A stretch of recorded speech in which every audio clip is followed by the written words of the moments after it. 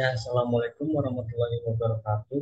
Halo semuanya, dan yang terhormat selaku dosen dari mata kuliah Strategi dan Media Pembelajaran, Dr. Yan Arthur MPD.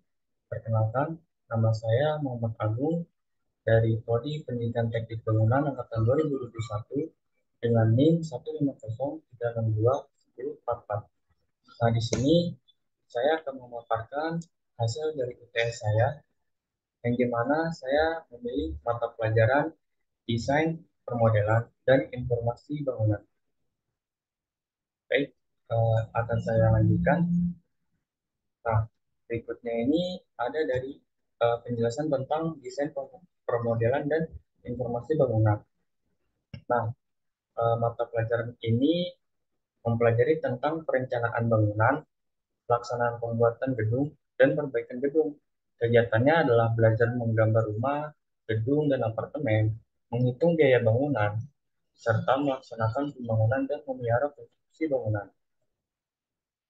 Nah, berikutnya ini akan saya di sini saya akan membahas tentang analisis kompetensi dasar, isi materi, mode strategi pembelajaran yang cocok, cinta pembelajaran, dan argumen-argumen mengapa model pembelajaran tersebut cocok pada mata pelajaran desain pemodelan dan informasi bangunan.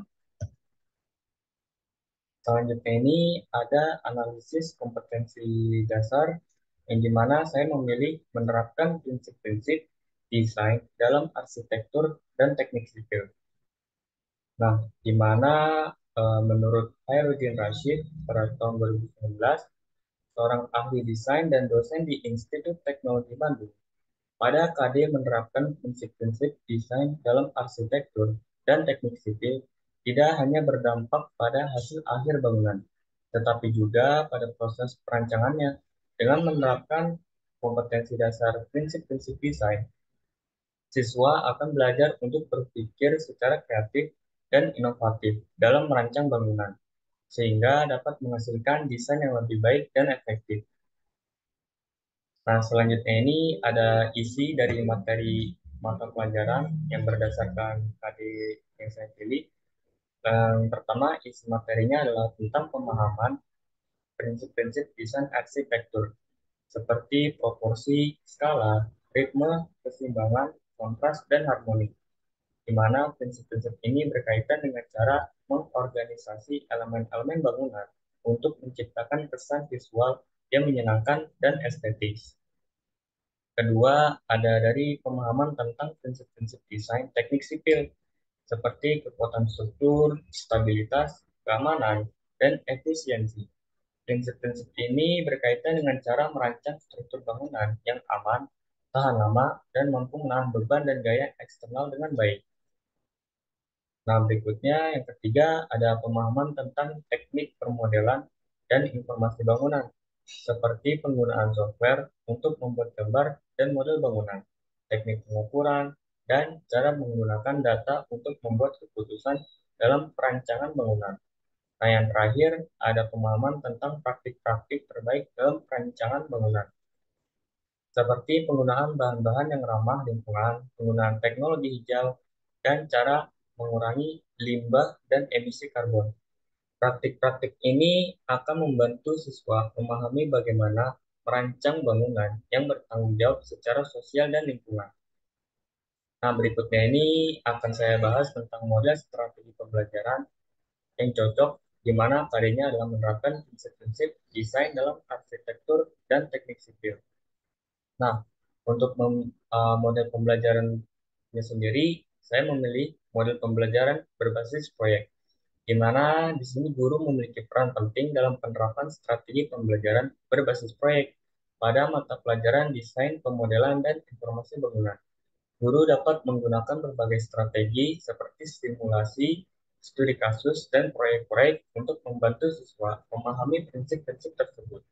Strategi pembelajaran yang digunakan dalam model pembelajaran berbasis proyek ini meliputi penggunaan perangkat lunak pemodelan, gambar, dan diagram, dan video tutorial yang lebih jelas mengenai materi. Lalu, di sini akan saya paparkan mengapa saya memilih model pembelajaran berbasis proyek dan mengapa cocok untuk diterapkan. Pertama, ada menumbuhkan keterampilan pada siswa, di mana model pembelajaran berbasis proyek memberikan kesempatan bagi siswa untuk mengembangkan keterampilan dan keahlian yang relevan dengan dunia kerja. Dalam hal ini, siswa dapat mengaplikasikan prinsip-prinsip desain dalam arsitektur dan teknik sipil pada proyek pemodelan bangunan. Siswa akan berhadapan dengan tugas yang mirip dengan tugas yang akan dihadapi di dunia kerja, sehingga mereka dapat mempelajari bagaimana menerapkan prinsip-prinsip desain dalam konteks nyata. Lalu yang kedua ada meningkatkan kolaborasi dan keterampilan sosial. Nah, dalam model pembelajaran ini, siswa akan belajar bekerja sama dalam tim dan mengembangkan keterampilan sosial mereka. Dalam konteks ini, siswa dapat belajar bagaimana berkomunikasi dengan baik dengan rekan kerja dan bagaimana berkontribusi secara efektif dalam proyek tim. Yang ketiga ada menjembatani teori dan praktik, di mana model pembelajaran ini memungkinkan siswa untuk mengaplikasikan teori yang dipelajari di kelas ke dalam proyek nyata. Dalam hal ini, mahasiswa dapat memahami lebih tentang bagaimana prinsip-prinsip desain dalam arsitektur dan teknik sipil diterapkan dalam praktik. Nah, yang terakhir, menyediakan pengalaman praktis, di mana dalam model pembelajaran ini, siswa akan mengambil peran sebagai desainer dan mempelajari bagaimana menerapkan prinsip-prinsip desain dalam perencanaan bangunan. Siswa akan diberikan tugas untuk merancang dan memodelkan bangunan dengan menggunakan teknologi informasi dan perangkat lunak yang relevan. Proses ini akan memungkinkan siswa untuk belajar bagaimana menerapkan prinsip-prinsip desain tersebut, termasuk desain struktur, bahan bangunan, tata letak, dan aspek keamanan dalam konteks yang nyata. Sehingga dengan demikian, model pembelajaran berbasis proyek ini menurut saya sangatlah efektif dalam menyediakan pengalaman praktis bagi mahasiswa dalam menerapkan prinsip-prinsip desain dalam arsitektur dan teknik sipil, sehingga siswa dapat memperoleh keterampilan dan pengalaman yang relevan dan berguna untuk bekerja di dunia kerja. Nah, selanjutnya akan saya bahas tentang sintaks pembelajaran, di mana sintaks pembelajaran yang pertama ada identifikasi proyek, di mana siswa diberikan proyek yang relevan dengan KD, yang di mana KD-nya adalah menerapkan prinsip-prinsip desain dalam arsitektur dan teknik sipil, seperti merancang bangunan sederhana dengan memperhatikan prinsip-prinsip desain struktur, bahan bangunan, tata letak, dan aspek keamanan. Yang kedua, mendesain rencana proyek, di mana di sini siswa dikelompokkan dalam tim untuk menyelesaikan proyek. Setiap anggota tim diberikan tugas yang spesifik dan terkait dengan KD-nya, yaitu menerapkan prinsip-prinsip desain dalam arsitektur dan teknik sipil. Yang ketiga, ada penentuan dan rencana kerja, di mana siswa merencanakan tindakan yang akan dilakukan untuk menyelesaikan proyek, termasuk merancang, membangun, dan menguji model bangunan sederhana yang memperhatikan prinsip-prinsip desain. Yang keempat, ada pelaksanaan proyek. Siswa melaksanakan rencana kerja yang telah dibuat, termasuk merancang, membangun, dan menguji model bangunan sederhana yang memperhatikan prinsip-prinsip desain tersebut.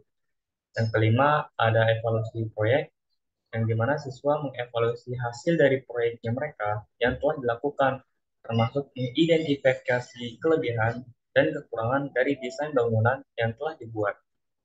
Yang terakhir, ada refleksi pembelajaran, di mana siswa merefleksikan pembelajaran yang telah diperoleh melalui proyek tersebut, termasuk bagaimana menerapkan prinsip-prinsip desain dalam arsitektur dan teknik sipil dalam perancangan bangunan.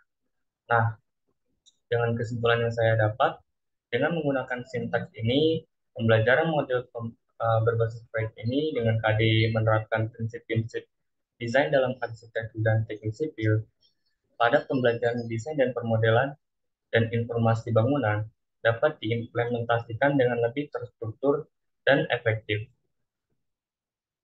Berikutnya ada argumen mengapa model pembelajaran berbasis proyek ini cocok untuk diterapkan menurut para ahli.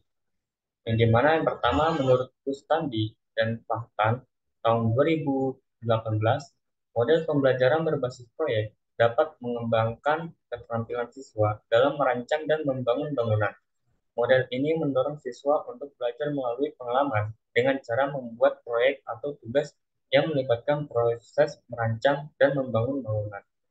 Yang kedua ada dari Menur Kusuma tahun 2020.